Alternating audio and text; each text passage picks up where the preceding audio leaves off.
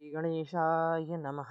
नत्वा सरस्वतीं देवीं शुद्धां गुण्यां करोम्यहं पाणिनीयप्रवेशाय लघुसिद्धान्तकौमुदीं।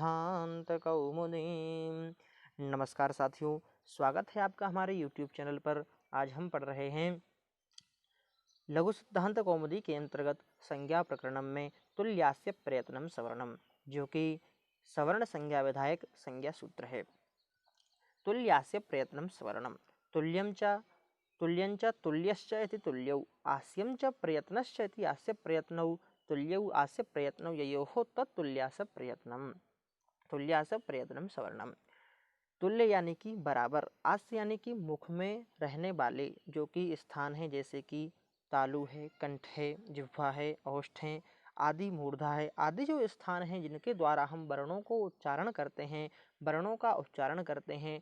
और प्रयत्नम यानी कि आभ्यंतर प्रयत्न, यह दो चीज़ें यानी कि उच्चारण स्थान और आभ्यंतर प्रयत्न, तालवादि स्थानम आभ्यंतर प्रयत्नश्च इति एतद्वयं यस्य येन तुल्यं तन्मितः सवर्ण संज्ञम स्यात्। यस्य यानी जिसका जिस वर्ण के साथ में बराबर होगा, यह दोनों चीज़ें यानी तालुवादि स्थान और आभ्यंतर प्रयत्न, यह दो जिस वर्णों का एक समान होगा, समान वर्ण, समान जाति, समान स्थान जिन वर्णों का होता है उनकी आपस में परस्पर सवर्ण संज्ञा होती है। सवर्ण का मतलब ही सवर्ण जाति, सवर्ण स्थान आदि कहलाता है। अब किस प्रकार से उनके स्थान होंगे, कौन से वर्ण का क्या स्थान होता है, यह हम आगे पढ़ रहे हैं। अकुह विसर्जनीयानाम कंठः, आवर्ण जो कि यहाँ पर 18 प्रकार का वर्ण लिया गया है। कु यानी कि का वर्ग, हकार और विसर्जनीय विसर्ग जो है उनका, इन सभी वर्णों का कंठ स्थान होता है। इसी प्रकार से इकार यानी जो 18 प्रकार का है, चवर्ग, यकार और तालव्य शकार, इन सभी का तालु उच्चारण स्थान होता है। ऋकार यानी कि ऋवर्ण, और इसके बाद में ऋतु रसाणाम मूर्धा यानी कि टावर्ग, टावर्ग में आने वाले पूरे वर्ण, रेफ और मूर्धन्य शकार का जो उच्चारण स्थान है वह मूर्धा होता है। उसी प्रकार से लृ, लृकार, तु यानी कि तवर्ग, लकार, दंत्य सकार, इन वर्णों का जो स्थान है वह दंत्य स्थान कहलाता है। उकार, पावर्ग और उपधमानीय विसर्ग, इन वर्णों का जो उच्चारण स्थान है वह ओष्ठ उच्चारण स्थान कहलाता है।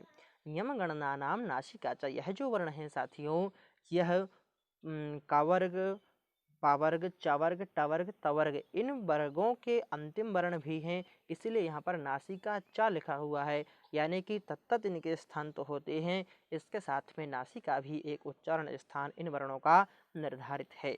इसके बाद में एदई तो हो कंठ तालु, ए और ऐ का कंठ और तालु है, ओ और औ का कंठोष्ठ है। वकार जो है उसका भी दंत और ओष्ठ उच्चारण स्थान है। जिह्वा मूली जो विसर्ग होता है उसका जिह्वा का मूल यानी जहाँ से जिह्वा प्रारंभ होती है वह उच्चारण स्थान है। नासिका अनुस्वार से, यानी जो अनुस्वार वर्ण होते हैं उनका उच्चारण स्थान नासिका कहलाता है। यत्न यानी कि जो प्रयत्न हमने पढ़ा था वह दो प्रकार के होते हैं, आभ्यंतरः बाह्यश्च यानी आभ्यंतर प्रयत्न और बाह्य प्रयत्न। आभ्यंतर प्रयत्न जो होते हैं वह 5 प्रकार के होते हैं, स्पृष्ट, स्पृष्ट, ईषद, द्विवृत, विवृत और संवृत।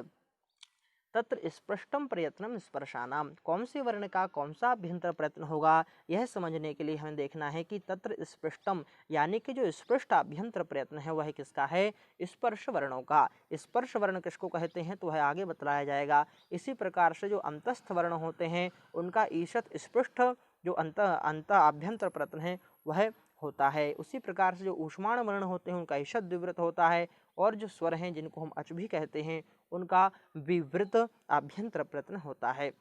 ह्रस्व से अवर्णस्य प्रयोगे संवृतम, जो ह्रस्व आकार होता है उसका जब हम प्रयोग करते हैं, जब उसको बोलते हैं, उच्चारण करते हैं या लिखते हैं तो वह संवृतम, उसका जो आभ्यंतर प्रयत्न है वह होता है। और यदि हम उसका प्रयोग नहीं कर रहे हैं तो प्रक्रिया की दशा में तो वह विवृत ही रहता है। इसी प्रकार से बाह्य प्रयत्नस्तु एकादशधा, जो बाह्य प्रयत्न है वह 11 प्रकार के होते हैं, जैसे कि विवारः, संवारः, श्वासो, नादो, घोषो, अघोषो, अल्प प्राणः, महाप्राणः, उदात्तः, अनुदात्तः, स्वरितश्च इति। अब हमें समझना होगा कि हमारी वर्णमाला में से यह किस प्रकार से इनका विभाजन हुआ है। सबसे पहले खर प्रत्याहार, मैंने पिछले वीडियो में आपको प्रत्याहार बनाना सिखाया था, किस प्रकार से प्रत्याहार बनते हैं, तो आप वह वीडियो देखेंगे तो आप समझ जाएंगे कि खर प्रत्याहार में खापा छाटा था के खा से लेके श श सर जो सूत्र है उसके उस सूत्र तक खर प्रत्याहार जाता है। और खर प्रत्याहार में जितने भी वर्ण आते हैं उनका जो बाह्य प्रयत्न है वह विवार, श्वास और अघोष होता है। उसी प्रकार से हश, हय वरट के ह से लेकर के जव गण दश के शकार तक जो वर्ण आते हैं उन सभी वर्णों का संबार, नाद और घोष बाह्य प्रयत्न होता है। उसी प्रकार से वर्ग के यानी कि जो वर्ग हैं हमारे काचा टाटा पा, यानी कि इन वर्गों में से प्रथम, तृतीय और पंचम जो वर्ण हैं, जो वर्ग हैं, इन वर्गों का और यण प्रत्याहार में जो वर्ण आते हैं इनका अल्प प्राण होता है। उसी प्रकार से वर्ग में दूसरा और चौथा वर्ग और शल प्रत्याहार इनका महाप्राण होता है। कासे कादयो मावसाना स्पर्शाहा, का आदि में है और माँ अवसान में है, यानी का से लेकर के माँ तक के जितने वर्ण हैं यह स्पर्श वर्ण कहे जाते हैं। जैसे मैंने आपको ऊपर बताया था कि स्पर्श वर्ण, स्पर्श किसको कहते हैं बाद में आएगा, तो यह बता रहा है कि इनको स्पर्श कहा जाता है। उसी प्रकार से अंतस्थ किसको कहा जाएगा, तो यण प्रत्याहार में आने वाले जो वर्ण हैं यावा, राला, यह अंतस्थ कहे जाते हैं। ऊष्माण किसको कहते हैं, तो शल, शा, शा, सा और हा, इनको ऊष्माण कहा जाता है। जो स्वर होते हैं इनको ही अच कहा जाता है, अचः स्वराहा। काखा इति कखाभ्याम प्राग अर्ध विसर्ग सदृशो जिह्वामूलियः, यानी कि जिह्वामूली विसर्ग किसको कहते हैं, तो का और खा के पहले जो विसर्ग आता है वह जिह्वामूली विसर्ग इस प्रकार से दिख रहा है हमें, यह जिह्वामूली विसर्ग कहलाता है। उसी प्रकार से यदि यह विसर्ग पा और फा के यदि पहले आता है अर्ध विसर्ग तो यह उपतमानी विसर्ग कहलाता है। अम अहा इति अचहा परऊ अनुस्वार विसर्गौ, अच के बाद में जो अनुस्वार और विसर्ग जो जिस प्रकार से यहाँ दिख रहे हैं हमें, यह अनुस्वार विसर्ग कहलाते हैं, जो कि अच के पर में ही इनका प्रयोग होता है। री और री वर्णयो मिथा सावर्ण्यम वाच्यम, साथियों जिस प्रकार से हमने आपको बताया था अभी कि जिस वर्ण के साथ में आभ्यंतर प्रयत्न और उच्चारण स्थान एक होता है, एक समान होता है, उन दो वर्णों की सवर्ण संज्ञा होती है। यानी उन दोनों को हम एक ही कोटि में रख देते हैं। लेकिन री और री यह जो दो वर्ण हैं यह है तो समान वर्ण यानी कि स्वर वर्ण हैं दोनों, लेकिन इनकी सवर्ण संज्ञा नहीं हो सकती क्योंकि इनका उच्चारण स्थान और आभ्यंतर प्रयत्न एक नहीं है। इसीलिए वार्तिककार ने इन दोनों के लिए अलग से वार्तिक की रचना करके यह बताया है कि इन दोनों को सवर्ण संज्ञा, इनकी सवर्ण संज्ञा होती है, ऐसा समझना चाहिए। आगे सूत्र है अनुदित सवर्ण से चा प्रत्ययः, अणचा उदित इति अनुदित। अब चा अप्रत्ययः, अप्रत्ययः का मतलब यहाँ पर सूत्र में प्रत्यय का मतलब जो है वह यौगिक अर्थ है, यानी कि व्याकरण शास्त्र में जो प्रत्यय का अर्थ हम लेते हैं सुप तिंग आदि, वह यहाँ पर अर्थ नहीं लिया गया है। यौगिक अर्थ यानी कि जो विधेय है, जिसका हमें विधान करना है, तो अप्रत्यय यानी अविधीयमान जो अण हैं और जो उदित हैं वह अवधिमान और अवधिमान अण और उदित की सवर्ण संज्ञा का बोधक यह सूत्र कराता है, बोध कराता है, ग्रहण कराता है। अब यहाँ पर जो अण लिया गया है वह परेण नकारेण, अण प्रत्याहार पूरे व्याकरण शास्त्र में हमें जहाँ भी देखने को मिलता है वह आ ई उ, यानी कि पहला ही सूत्र में जो अण प्रत्याहार बनता है वह लिया जाता है। लेकिन यहाँ पर परेण नकारेण, पर के नकार तक जाता है, यानी कि लण सूत्र के नकार तक इसका बोध हमें करना चाहिए। उदित क्या है साथियों, तो यहाँ पर दिया गया है कुचु टू टूपू एते उदितः, यानी कि कवर्ग, चवर्ग, टवर्ग, तवर्ग और पवर्ग, यह उदित कहलाते हैं।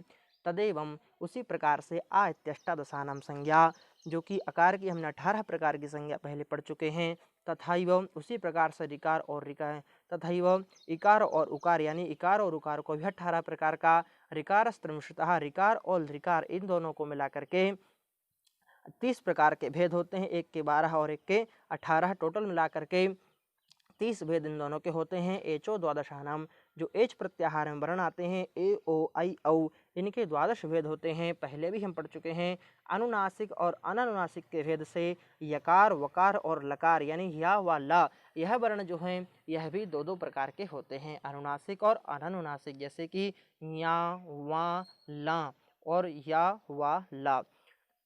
तेना अनुनासिकास्ते द्वयोर संज्ञा है, इनकी दो दो संज्ञाएं हो जाती हैं। अब सूत्र आता है पराह सन्निकर्षः संहिता। परासन्निकर्ष समिति संहिता संज्ञा विधायकम संज्ञा सूत्रम। संहिता संज्ञा किसकी संहिता संज्ञा होती है? तो बोले वर्णानाम अतिशयितः सन्निधि संहिता संज्ञा स्यात्। वर्णों की जब अति सन्निधि अति सन्निकृष्टता जब होती है तब वहाँ पर संहिता संज्ञा होती है। जब वर्ण अत्यंत पास में होते हैं, समीपता में होते हैं, तो वह वर्ण संहिता संज्ञा कहलाते हैं। हलोनंतराः संयोगः, यह संयोग संज्ञा विधायक संज्ञा सूत्र है। यह हलों की संयोग संज्ञा करता है। वास्तव में संयोग तो अच और हल किसी का भी हो सकता है, लेकिन व्याकरण शास्त्र में जो संयोग संज्ञा होती है वह केवल हल वर्णों की ही होती है। जहाँ पर दो या दो से अधिक वर्ण हल वर्ण जहाँ पर होंगे वहाँ पर उनकी संयोग संज्ञा होती है। तो अचों से रहित यानी बीच में अच का व्यवधान नहीं होना चाहिए, तो वह संयोग संज्ञा होती है। उसी प्रकार से सुप्तिंगंतम पदम, यह पद संज्ञा विधायक संज्ञा सूत्र है। सुवंतम तिगंतम च पद संज्ञम स्यात्। सुवंत यानी कि सुप प्रत्यय जो होते हैं, जो हम पढ़ते हैं सु औजस अम औषस रामः रामौ रामाः रामम रामौ रामान आदि जो शब्द रूप पढ़ते हैं, और तिप्त शी यानी भवति भवतः भवन्ति जो हम लट और आदि लकारों में इनका प्रयोग करते हैं, तो यह प्रत्यय जब जिस शब्द में लगते हैं या जिस भी वर्ण में लगते हैं, जिस शब्द में लगते हैं, वह पद कहलाता है। बिना इन प्रत्ययों के वह पद संज्ञा नहीं कहलाती। इसलिए यह सूत्र है सुप्तिगंतम पदम सुबंतम तिगंतम च पद संज्ञम स्यात्। तो यह हमारा लघु सिद्धांत कौमुदी के अंतर्गत संज्ञा प्रकरणम नामक आज का पाठ समाप्त हुआ। आशा करता हूँ साथियों वीडियो आप लोगों के लिए लाभदायक होगा। आप लाइक करिए, शेयर करिए, और यदि कोई शंका है आपके मन में, कुछ समझ में नहीं आया है, तो कमेंट करके आप ज़रूर पूछ सकते हैं। धन्यवाद सभी का।